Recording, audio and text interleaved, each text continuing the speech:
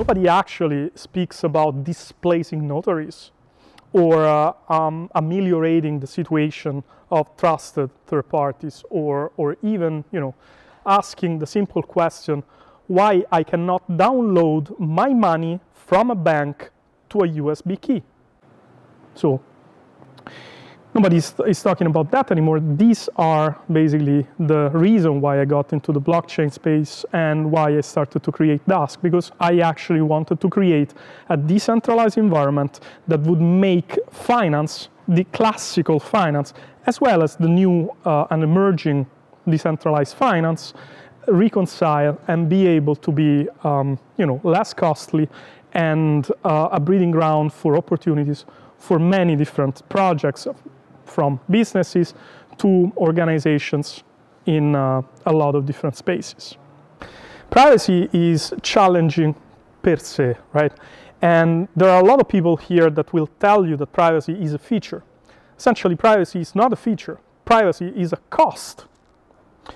The thing that it is, packaged up as a feature is because a lot of different projects think that privacy, in fact, is a commodity, an optional, a nice to have. While in fact it is not like that. In Europe, for instance, there is something which is called the GDPR, okay?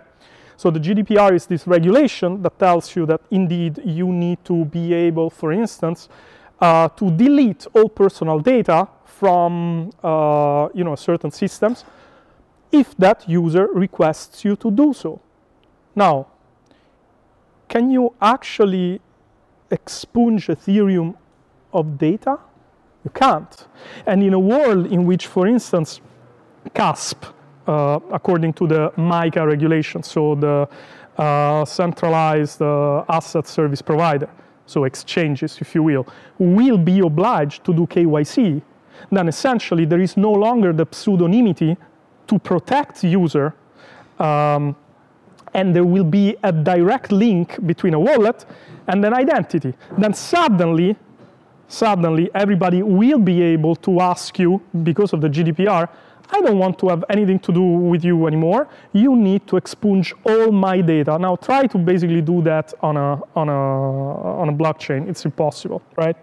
Because of that, privacy is not a commodity, is not nice to have, is a must-have in order for anybody to basically be able to comply with the upcoming regulation. Because if you have privacy, then you do, for instance, you do not fall under the GDPR. From there up to all the rest of the features that basically privacy buys you, and it's incredibly challenging because, from a technical perspective, then you definitely need to use some exoteric cryptographic primitives like homomorphic encryption or zero-knowledge proof or roll-ups, privacy-preserving roll-ups, these kind of things, in order to basically keep the privacy of the transactors as well as basically the payload of the transactions that go on the ledger. So privacy is enormously important. It is enormously important because of what I am trying to do. What I am trying to do is essentially just convince a bunch of Web2 organizations, a bunch of financial institutions, institutions that deal with assets like bonds, like securities, like royalties, like ETFs, things that in fact are traded in the wild right now. I want to convince them to use a decentralized environment in which there are no more barrier to entries, in which liquidity is consolidated and is not fragmented on this or that financial institution. So privacy is very important for me because there cannot be this kind of migration of assets, this kind of professional adoption without having privacy in the first place, not only to appease regulations, but also because no business will ever agree on, broadcasting on an open ledger its own margin, for instance, or anything else.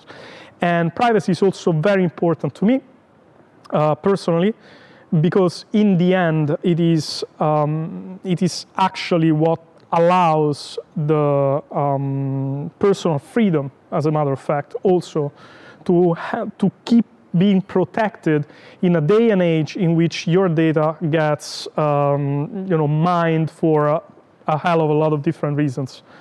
And we have seen this in the past, and I think that privacy, it is still our best protection.